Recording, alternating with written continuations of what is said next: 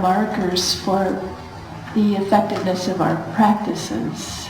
How do we know that our ITP program that we've put together is doing? Yeah, there are fewer and fewer people in the world that can understand you. Your friends drop off dramatically. You find yourself spending more and more time alone Saturday night, basking in the radiance of your own bliss. You thought finding a boyfriend was hard now. Try putting up with stupid under these circumstances. It's one of those classic never-ending sliding scales. And the scales are almost always paradoxical.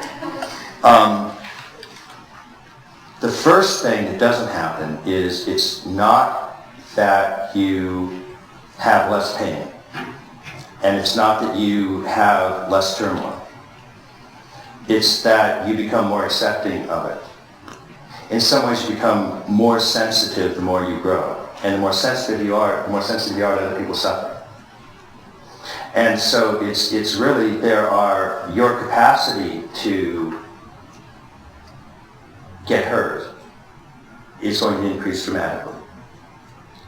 And your capacity to handle it is going to increase even more. And that's the great thing about it. You become bigger in all dimensions. You become deeper in all dimensions. And bodhisattvas cry daily. It's not just all fun and games. So you'll know it primarily by how increasingly sensitive you get. You're more open to more perspectives. You feel into more individuals. There's a certain point you'll see with Big Mind and Big Heart where you are inhabiting the insides of everybody. So there's a permeability to everything that increases, and a strength in all of it that increases. And you'll find ways of tracking that intuitively. Does that make sense to some of that? Yeah. But we still have in the back of our minds the notion of the Superman, that when you get enlightened, nothing bothers you.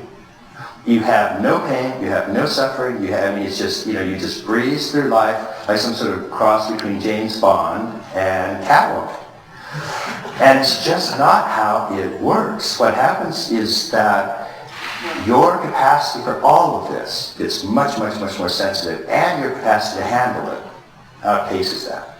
And so it's a very, very interesting thing. I think you'll cry more. I think you'll laugh more. I think you'll feel intense bliss and intense sadness.